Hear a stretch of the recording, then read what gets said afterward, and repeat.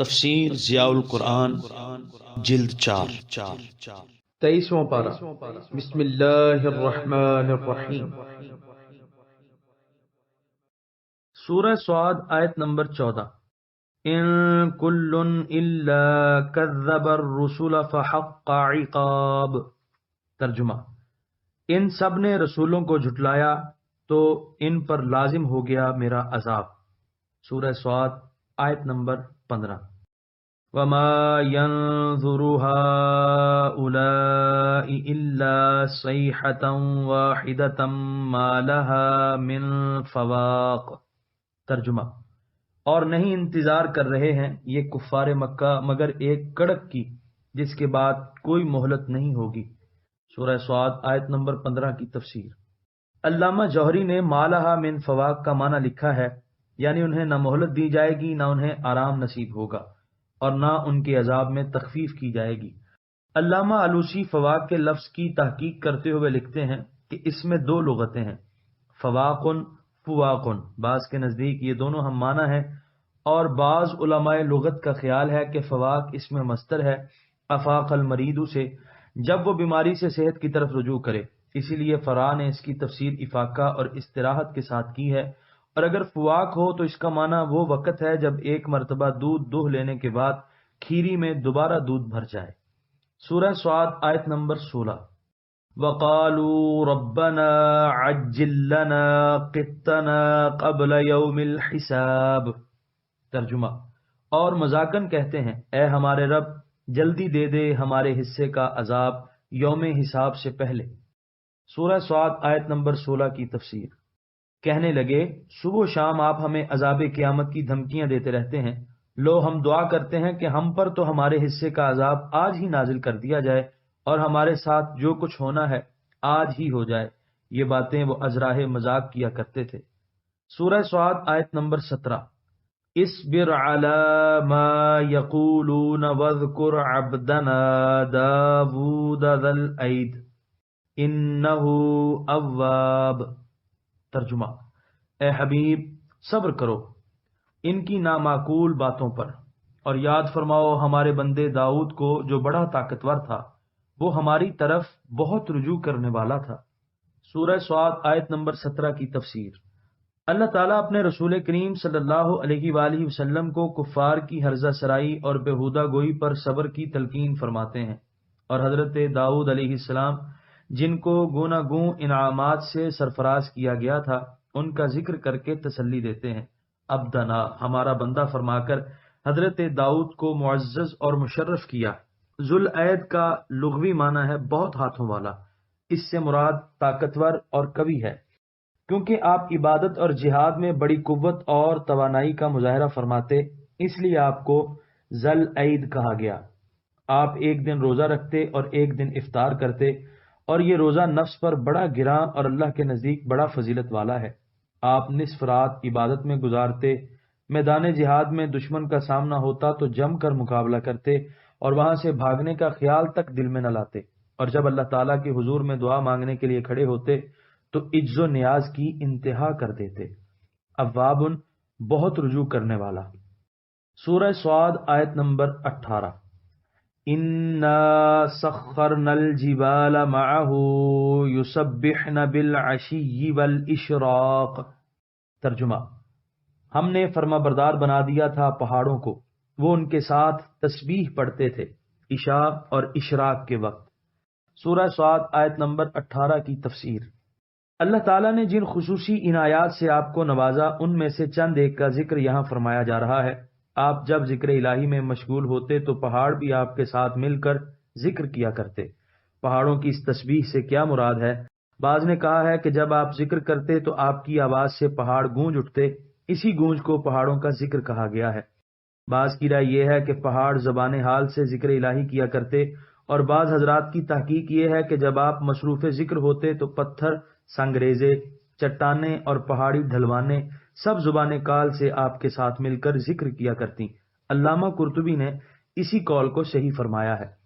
اشراق اس وقت کو کہتے ہیں جب سورج کافی اونچا ہو جائے، جسے ہم چاشت کا وقت کہتے ہیں۔ اس وقت جو نوافل پڑھے جاتے ہیں اسے صلاۃ الضحیٰ کہتے ہیں۔ حدیث پاک میں صلاۃ الضحیٰ کی بڑی فضیلت مذکور ہے۔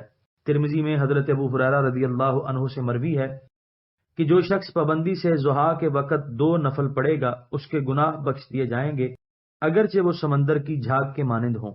صحیحین کی ایک حدیث میں ہے، ابو ہریرہ رضی اللہ عنہ کہتے ہیں کہ میرے خلیل نے مجھے 3 باتوں کی وصیت فرمائی ہے اور تا دم مرگ میں انہیں نہیں چھوڑوں گا۔ نمبر 1، ہر ماہ میں 3 دن روزہ رکھنا۔ نمبر 2، نماز ضحیٰ۔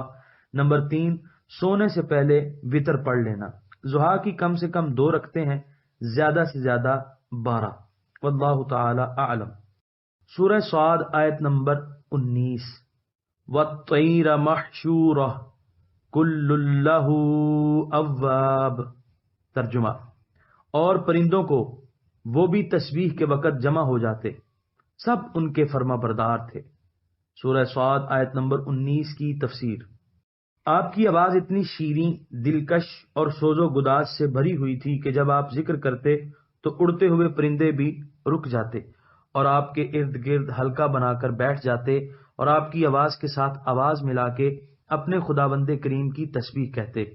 لہو کی ضمیر کا مرجع حضرت داؤد علیہ السلام ہے، یعنی پہاڑ اور پرندے سب آپ کے اطاعت گزار تھے، اور بعض نے لہو کا مرجع ذات باری کو بھی بنایا ہے۔ سورہ صاد آیت نمبر 20، وَشَدَدْنَا مُلْكَهُ وَآتَيْنَاهُ الْحِكْمَةَ وَفَصْلَ الْخِطَابِ۔ ترجمہ، اور ہم نے مستحکم کر دیا ان کی حکومت کو اور ہم نے بخشی انہیں دانائی اور فیصلہ کن بات کرنے کا ملکہ۔ سورہ صاد آیت نمبر 20 کی تفسیر۔ نیز ہم نے ان پر مزید کرم یہ فرمایا کہ ان کی حکومت کو مستحکم کر دیا، آپ کی ہیبت دلوں میں بٹھا دی، کسی کی مجال نہ تھی کہ بغاوت اور سرکشی کا خیال تک دل میں لا سکے۔ اس کے علاوہ آپ کے سینے کو نور حکمت سے روشن فرما دیا اور آپ کو ایسی بے نظیر فصاحت و بلاغت بخشی کہ آپ کی گفتگو کے بعد کسی کو تکرار یا انکار کی گنجائش ہی نہ رہتی، سب جھگڑے ختم ہو جاتے۔ فصل الخطاب، ایسا بیان، ایسی تقریر جو حق و باطل کو الگ الگ کر دے۔ سورہ صاد آیت نمبر 21، وَهَلْ أَتَاكَ نَبَأُ الْخَصْمِ إِذْ تَسَوَّرُوا الْمِحْرَابَ۔ ترجمہ، اور کیا آئی ہے آپ کے پاس اطلاع فریقان مقدمہ کی جب انہوں نے دیوار پھاندی عبادت گاہ کی۔ سورہ صاد آیت نمبر 21 کی تفسیر۔ اس سے پہلے کہ اس قصے کی تحقیق کی جائے جو عام طور پر یہاں بیان کیا جاتا ہے، میں مناسب سمجھتا ہوں کہ پہلے ان آیات کی تشریح کر دی جائے اور آخر میں اس قصے کے متعلق محققین علماء کی رائے قارئین کی خدمت میں پیش کی جائے۔ جب کسی واقعے کی اہمیت پر مخاطب کو متوجہ کرنا ہوتا ہے تو اس کا آغاز اس قسم کے استفہام سے کیا جاتا ہے تاکہ سننے والا ہمہ گوش ہو کر اس واقعے کو سنے اور اس سے عبرت حاصل کرے۔ یعنی کیا آپ کو اس واقعے کی اطلاع ملی ہے کہ جب مدعی اور مدعا علیہ دونوں فریق دیوار پھاند کر حضرت داؤد علیہ السلام کے عبادت خانے میں اچانک جا دھمکے؟ تصور الحائط تسلقہ، دیوار پر رینگ کر چڑھنا۔ محراب سے مراد آپ کی عبادت کا حجرہ ہے، اس کا ماخذ حرب ہے کیونکہ وہاں آپ اپنے نفس سے برسر پیکار تھے، اس لیے اس کو محراب کہا گیا۔ مسجد کے محراب کو بھی اسی لیے محراب کہا جاتا ہے کہ وہاں بھی جماعت مسلمین کا امام ہوائے نفس، تذلیل ابلیس اور طرح طرح کے خطرات اور مشکلات کے خلاف اپنی قوم کو جہاد کرنے کی تلقین کرتا ہے۔ مساجد میں محراب کی موجودہ شکل عہد رسالت میں نہ تھی۔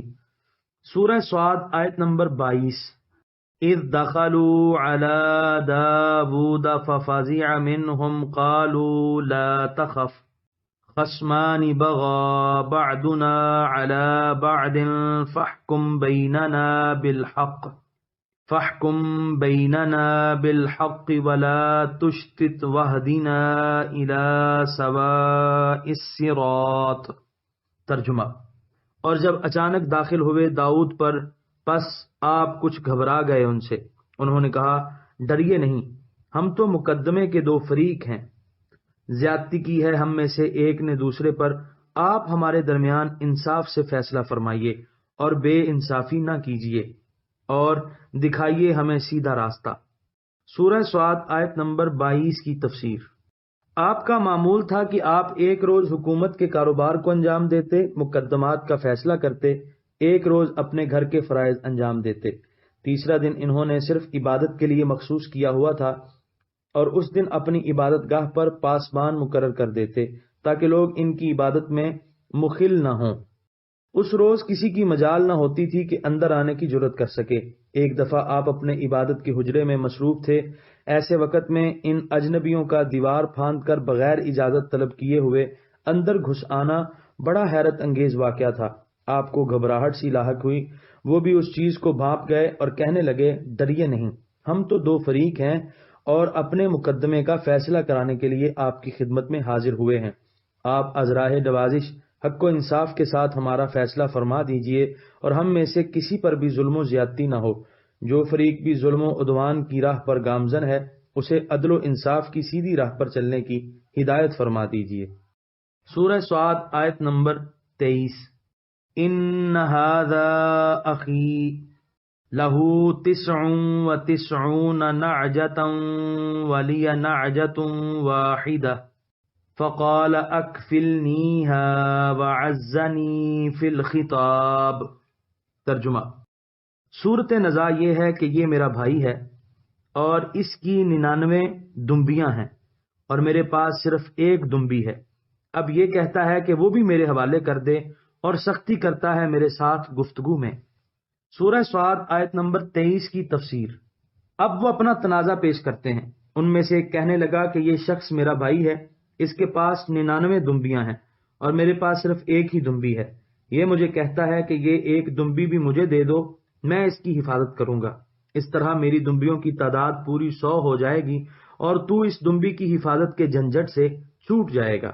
یہ جب بات کرتا ہے تو چھا جاتا ہے اور سننے والا یوں محسوس کرتا ہے کہ یہ سچا ہے اور میری داد رسی کرنے کے بجائے الٹا مجھے ہی مجرم قرار دے دیا جاتا ہے۔ اس کا دوسرا مطلب یہ ہے کہ یہ اس روب سے مجھ سے بات کرتا ہے کہ میں جواب دینے کی جرت بھی نہیں کر سکتا۔ سورہ صاد آیت نمبر 24۔ قال لقد ظلمك بسؤال نعجتك إلى نعاجه وإن كثيرا من الخلطاء ليبغي بعضهم على بعض إلا الذين آمنوا وعملوا الصالحات وقليل ما هم وظن داود أنما فتناه فاستغفر ربه وخر راكعا وأناب۔ یہ آیت سجدہ تھی، لہذا سننے والوں پر سجدہ کرنا واجب ہے۔ ترجمہ: آپ نے فرمایا بے شک اس نے ظلم کیا ہے تم پر، یہ مطالبہ کر کے کہ تیری دمبی کو اپنی دمبیوں میں ملا دے، اور اکثر حصہ دار زیادتی کرتے ہیں ایک دوسرے پر سوائے ان حصہ داروں کے جو ایمان لائے اور نیک کام کرتے رہے، اور ایسے لوگ بہت تھوڑے ہیں۔ اور فوراً خیال آ گیا داؤد کو کہ ہم نے اسے آزمایا ہے، سو وہ معافی مانگنے لگ گئے اپنے رب سے اور گر پڑے رکوع میں اور دل و جان سے اس کی طرف متوجہ ہو گئے۔ سورہ صاد آیت نمبر 24 کی تفسیر۔ آپ نے فریقین کی باتیں سننے کے بعد فیصلہ دیا کہ یہ اس کی سراسر زیادتی ہے۔ یہ اتنا حریص ہے کہ 99 دمبیوں سے بھی اس کی چشم آز سیر نہیں ہوتی، بجائے اس کے کہ اپنے بھائی کے پاس صرف ایک دمبی دیکھ کر اسے رحم آئے اور اسے 10-20 دمبیاں اپنے پاس سے دے دے تاکہ اس کی حالت سنبھل جائے اور برادرانہ تعلقات کی لاج بھی رہ جائے۔ وہ اس کے پاس ایک دمبی بھی نہیں دیکھ سکتا، اسے بھی چھین لینا چاہتا ہے۔ یہ سراسر ظلم ہے، یہ صریح زیادتی ہے۔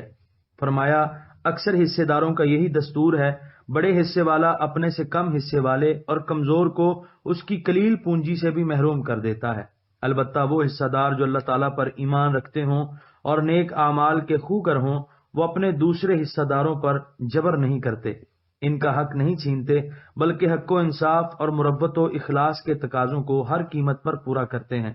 لیکن ایسے لوگوں کی تعداد بہت تھوڑی ہے، انہیں انگلیوں پر گنا جا سکتا ہے۔ یہ فیصلہ سنانے کے بعد معاً حضرت داؤد کو کوئی اپنی بات یاد آ گئی اور یہ خیال کیا کہ یہ تو میری آزمائش کی جا رہی ہے۔ فوراً مغفرت طلب کرنے لگے اور سجدے میں گر گئے۔ یہاں راکع سے مراد ساجد ہے اور رکوع سجود کے معنی میں اکثر استعمال ہوتا رہتا ہے، جیسے اس شعر میں ہے فخر علی وجہہ راکعا وتاب الی اللہ من کل ذنب، یعنی وہ سجدہ کرتے ہوئے منہ کے بل گر پڑا اور بارگاہ الہی میں ہر گناہ سے توبہ کی۔ اس شعر میں راکعن کا معنی ساجدن ہے، یعنی سجدہ کرنے والا۔ سورہ صاد آیت نمبر 25، فغفرنا له ذلك وَإِنَّ لَهُ عِندَنَا لَزُلْفَىٰ وَحُسْنَ مَآب۔ ترجمہ، پس ہم نے بخش دی ان کی یہ تقصیر، اور بے شک ان کے لیے ہمارے ہاں بڑا قرب ہے اور خوبصورت انجام۔ سورہ صاد آیت نمبر 25 کی تفسیر۔ بے شک داؤد کا مقام ہمارے نزدیک بہت بلند ہے، اور ان کے پلٹ کر آنے کی جگہ بہت اعلیٰ و عمدہ ہے۔ آیات کی اس تشریح کے بعد ہم اب اس واقعے کی تحقیق کرتے ہیں جس کی طرف ابتدا میں اشارہ کیا گیا ہے۔ ضیاء القرآن میں آپ مختلف مقامات پر پڑھ آئے ہیں کہ بنی اسرائیل اپنے انبیاء کرام پر فحش تہمتیں لگانے میں کتنے بے باک تھے۔ ایسی چیزیں جو ایک عام شریف آدمی کی طرف بھی منسوب کرتے ہوئے انسان ہچکچاتا ہے، وہ بے دریغ اپنے نبیوں، اپنے محسنوں اور اپنے مشاہیر کی طرف منسوب کر دیتے تھے۔ انہی خرافات میں سے ایک یہ واقعہ بھی ہے جو بائبل میں بڑی تفصیل سے نمک مرچ لگا کر لکھا گیا ہے۔ جی تو نہیں چاہتا کہ قارئین کے ذوق کو مجروح کیا جائے، لیکن عرض حال کے لیے چند سطور لکھنا ضروری سمجھتا ہوں۔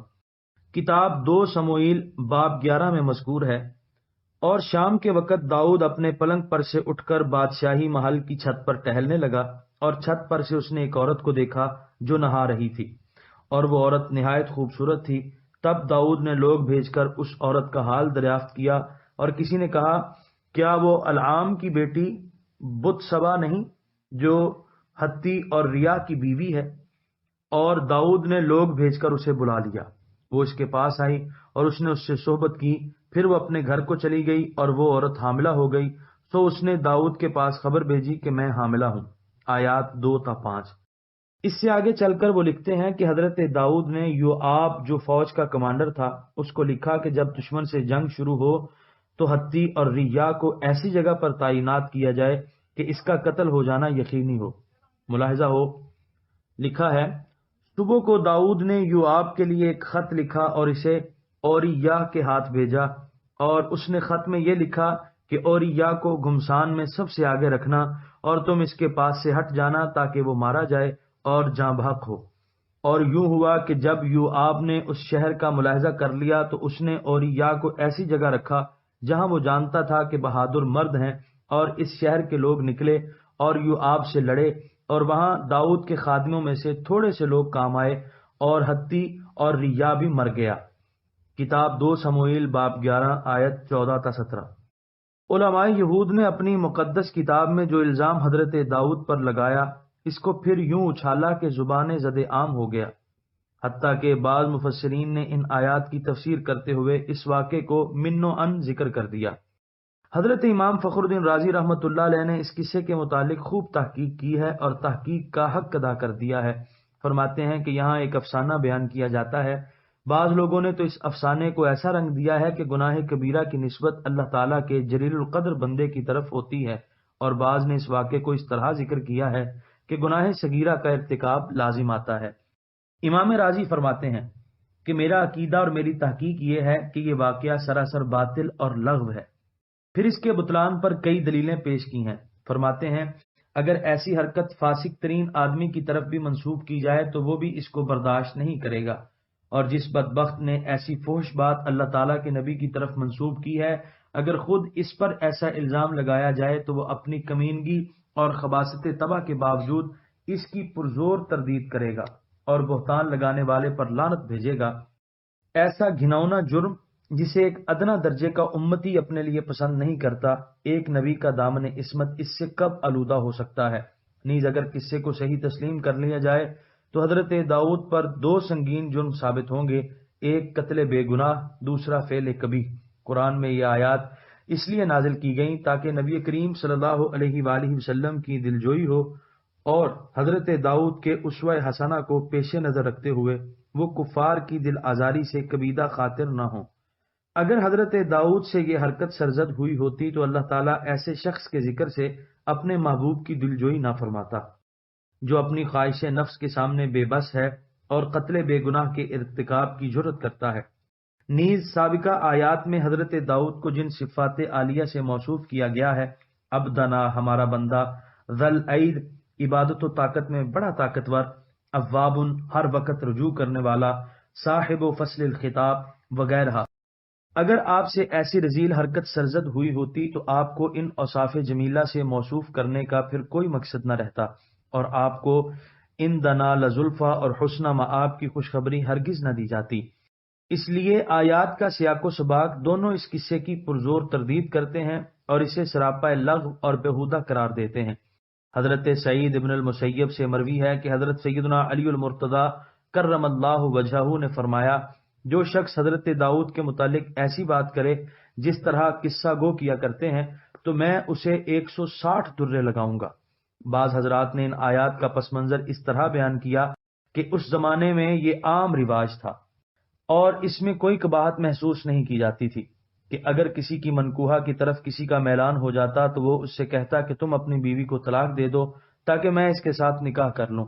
چنانچہ بسا اوقات وہ شخص اپنے دوست کی یہ درخواست قبول کر لیتا اور وہ آدمی عدت گزرنے کے بعد اس عورت کے ساتھ نکاح کر لیتا، لیکن نبی کی شان بڑی اونچی ہے، اس لیے اللہ تعالیٰ نے آپ کو اس بات پر تنبیہ فرما دی۔ امام ابو بکر جساس نے یہ خیال ظاہر کیا ہے کہ ابھی اس عورت کی شادی اوریہ کے ساتھ نہیں ہوئی تھی، صرف منگنی طے پائی تھی، اور حضرت داؤد نے اس عورت کے گھر والوں سے اس کا رشتہ طلب کیا اور انہوں نے وہ رشتہ دے دیا، لیکن یہ ساری باتیں قیاس آرائیوں کے بغیر اور کچھ نہیں۔ ان تمام توجیحات کے بعد علامہ راضی فرماتے ہیں کہ مناسب یہ ہے کہ آیات میں مذکورہ اس واقعے کو اس طرح بیان کیا جائے کہ نہ گناہ کبیرہ کی نسبت آپ کی طرف ثابت ہو اور نہ گناہ صغیرہ کی، بلکہ آپ کی مدح و ثنا کا پہلو نکلے۔ بنی اسرائیل میں ایک گروہ آپ کا مخالف ہو گیا تھا اور انہوں نے آپ کے قتل کرنے کی تدبیریں سوچنا شروع کر دی تھیں۔ آپ ہر تیسرے دن خلوت نشین ہو کر اللہ تعالیٰ کے ذکر اور عبادت میں مشغول ہو جایا کرتے تھے۔ انہوں نے اس موقع کو غنیمت جانا اور دیوار پھاند کر اندر آ گئے تاکہ تنہائی میں آپ کا کام تمام کر دیں اور پہرے داروں کو بھی اس کا پتہ نہ چلے۔ جب وہ آپ کے حجرے میں پہنچے تو وہاں بہت سے آدمی موجود تھے جن کی وجہ سے وہ اپنے منصوبے کو عملی جامہ نہ پہنا سکے، اور اپنے آنے کی ایک جھوٹی اور من گھڑت وجہ بیان کر دی کہ ہم تو آپ سے ایک مقدمے کا فیصلہ کرانے کے لیے آئے۔ دروازہ بند پایا، پہرے داروں نے اندر آنے کی اجازت نہ دی، اس لیے مجبوراً ہم دیوار کو پھاند کر اندر آ گئے۔ آپ ان کی بدنیتی پر آگاہ ہو گئے۔ پہلے تو آپ کو بڑا غصہ آیا اور ان سے انتقام لینے کا ارادہ کیا، لیکن بعد میں عفو درگزر سے کام لیتے ہوئے انہیں معاف کر دیا اور استغفار اس لیے مانگی کہ ان کے دل میں اپنی ذات کے متعلق انتقام لینے کا خیال ہی پیدا کیوں ہوا۔ علامہ راضی آخر میں فرماتے ہیں، یعنی ہماری یہ توجیہ سب اقوال سے بہتر ہے اور اس ضمن میں ہماری یہی تحقیق ہے، اللہ تعالیٰ اپنی کتاب کے اسرار و رموز کو بہتر جانتا ہے۔ علامہ ابو حیان اندلسی رحمۃ اللہ علیہ نے اپنی تفسیر البحر المحیط میں اپنی تحقیق کا خلاصہ تحریر فرمایا ہے، اس کا ترجمہ بھی ہدیہ ناظرین ہے۔ ہماری تحقیق یہ ہے کہ دیوار کو پھاند کر محراب میں آنے والے انسان تھے، وہ ایسے راستے سے داخل ہوئے تھے جو داخل ہونے کا راستہ نہ تھا، اور ایسے وقت میں آئے تھے جو آپ کی عدالت کا وقت نہ تھا۔ آپ کو اندیشہ ہوا کہ کہیں وہ مجھے قتل نہ کر دیں، لیکن جب واضح ہو گیا کہ یہ دونوں تو کسی مقدمے کا فیصلہ کرانے کے لیے آئے تھے جس طرح اللہ تعالیٰ نے بیان فرمایا ہے، تو حضرت داؤد کو پتہ چل گیا کہ یہ سارا واقعہ یعنی ان لوگوں کا بے وقت آ دھمکنا اور غیر معروف راہ سے آنا اور آپ کا ان کے بارے میں یہ خیال کرنا کہ یہ قتل کے ارادے سے آئے ہیں اور اس وجہ سے آپ کا گھبرا جانا، یہ سب آزمائش ہے۔ اللہ تعالیٰ نے انہیں اس سے آزمانا چاہا ہے اور ان کے بارے میں ان کا سوء ظن کرنا آپ کی شان نبوت سے فرو تر ہے، اس لیے آپ مغفرت طلب کرنے لگے۔ آخر میں علامہ مذکور لکھتے ہیں، یعنی ہمارا پختہ یقین ہے کہ انبیاء علیہم السلام گناہ اور خطا سے معصوم ہوتے ہیں، ان سے ایسے امور قطعاً سرزد نہیں ہو سکتے۔ اگر ایسا ہوتا تو شرعی احکام پر اعتماد باقی نہ رہتا اور انبیاء کے فرمودات سے اعتبار اٹھ جاتا۔ قصہ گو لوگوں نے منصب نبوت کے منافی جو کہانیاں گھڑ لی ہیں، ہم ان کو ردی کی ٹوکری میں پھینک دیا کرتے ہیں۔ ہمارا مسلک تو وہ ہے جو شاعر نے اس شعر میں بیان کیا ہے، کہتا ہے، جس بارے میں شک و شبہ ہو وہاں ہم عقل کا فیصلہ مانتے ہیں، جبکہ قصہ گوؤں کے ہم نشین حکایتوں اور کہانیوں کو ترجیح دیتے ہیں۔ شیخ اکبر حضرت ابن عربی رحمۃ اللہ علیہ نے یہاں خوب لکھا ہے، واعظوں کو چاہیے کہ وہ اپنے وعظوں میں غلط قصے اور جھوٹی کہانیاں بیان نہ کیا کریں۔ حضور علیہ الصلوۃ والسلام نے فرمایا کہ بندہ جب جھوٹ بولتا ہے تو اس کی بدبو کے باعث فرشتے اس سے 30 میل دور بھاگ جاتے ہیں اور اس آدمی کو بہت برا جانتے ہیں۔ جب وائز یہ جانتا ہے کہ فرشتے مجلس واعظ میں حاضر ہوتے ہیں تو اس پر لازم ہے کہ وہ سچ بولنے کی پوری کوشش کرے۔ پھر فرماتے ہیں وائز پر فرض ہے کہ ایسی باتوں سے کلیتاً اجتناب کرے جو مورخین نے بلا تحقیق یہودیوں سے نقل کی ہیں، جن میں ان مقدس ہستیوں کی لغزشوں کا بیان ہوتا ہے جن کی اللہ تعالیٰ نے ثنا و توصیف فرمائی ہے اور انہیں دوسرے لوگوں سے چن لیا ہے، اور پھر ان لغویات کے بارے میں کہے کہ وہ قرآن کی تفسیر بیان کر رہا ہے۔ امید ہے ان سطور کے مطالعہ سے حقیقت حال واضح ہو گئی ہوگی اور قارئین کے ذہن سے وہ بوجھ اتر گیا ہوگا جو داستان سرائی کرنے والے لوگوں کی تحریر پڑھنے اور تقریر سننے کے بعد ہر سلیم الطبع انسان محسوس کرنے لگتا ہے۔ واللہ تعالی اعلم باسرار کتابہ وحبیبہ الاکرم اعرف بحقائق آیات ربہ۔ سورہ صاد آیت نمبر 26۔ یا داود انا جعلناک خلیفۃ فی الارض فاحکم بین الناس بالحق ولا تتبع الهوى فيضلك عن سبيل الله ان الذين يضلون عن سبيل الله لهم عذاب شدید بما نسوا یوم الحساب۔ ترجمہ: اے داود، ہم نے مقرر کیا ہے آپ کو اپنا نائب زمین میں، پس فیصلہ کیا کرو لوگوں کے درمیان انصاف کے ساتھ، اور نہ پیروی کیا کرو ہوائے نفس کی، وہ بہکا دے گی تمہیں راہ خدا سے۔ بے شک جو لوگ بھٹک جاتے ہیں راہ خدا سے ان کے لیے سخت عذاب ہے، اس لیے کہ انہوں نے بھلا دیا تھا یوم حساب کو۔ سورہ صاد آیت نمبر 26 کی تفسیر۔ حضرت داؤد علیہ السلام کو بتایا جا رہا ہے کہ تم کسی شاہی خاندان کے فرد نہیں ہو کہ تمہیں یہ حکومت اور تخت ورثے میں ملا ہو، تم ایک غیر معروف چرواہے تھے۔ ہم نے اپنے فضل و کرم سے آپ کے لیے یہ راہ ہموار کی اور اپنی مہربانی سے بنی اسرائیل کا تاجدار بنا دیا، اور وسیع و عریض سلطنت مرحمت فرما دی اور مسند خلافت پر متمکن کر دیا۔ اس احسان کا شکر ادا کرنے کا طریقہ یہ ہے کہ ہر فیصلہ عدل و انصاف کے مطابق کرو اور اپنی پسند و ناپسند کو اپنے فیصلوں پر کسی طرح اثر انداز نہ ہونے دو۔ اگر تم نے خواہش نفس پر انصاف کو قربان کیا تو یاد رکھنا اللہ تعالیٰ کی راہ سے بہک جاؤ گے، اس کی توفیق کا دامن تمہارے ہاتھ سے چھوٹ جائے گا، اور جو شخص راہ حق سے بہک جاتا ہے وہ اللہ تعالیٰ کے سخت عذاب میں مبتلا کر دیا جاتا ہے۔ علامہ ثناء اللہ پانی پتی رحمۃ اللہ علیہ نے اس آیت کے ضمن میں یہ تحریر فرمایا ہے جو پیش خدمت ہے۔ ایک روز حضرت عمر رضی اللہ عنہ نے حضرات طلحہ، زبیر، کعب اور سلمان رضی اللہ عنہم سے پوچھا، خلیفہ اور بادشاہ میں کیا فرق ہے؟ حضرات طلحہ اور زبیر نے کہا کہ ہم نہیں جانتے۔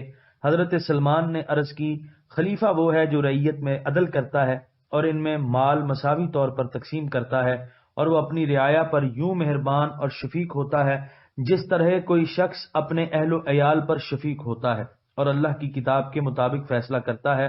سلمان بن عوجہ سے مروی ہے کہ ایک روز حضرت فاروق رضی اللہ عنہ نے حاضرین سے دریافت کیا کہ میں نہیں جانتا کہ میں کیا ہوں، خلیفہ ہوں یا بادشاہ۔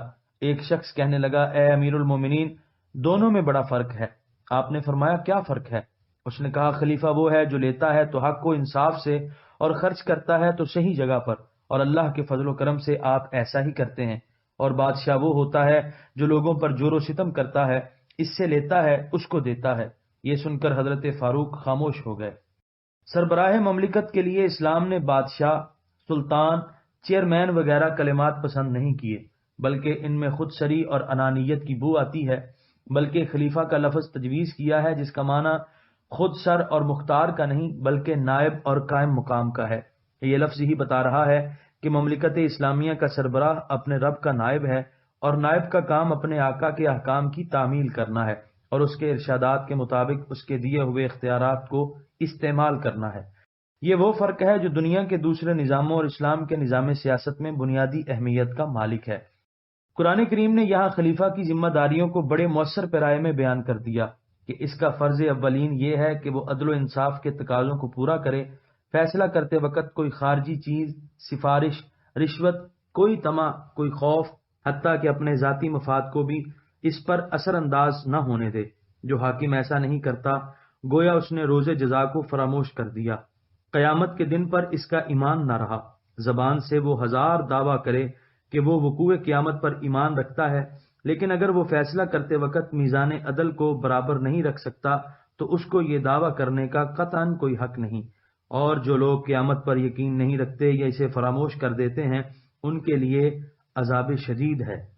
اللہم انا نعوذ بک ان نضل عن سبیلک ونعوذ بک من عذاب القبر وعذاب الحشر وعذاب النار۔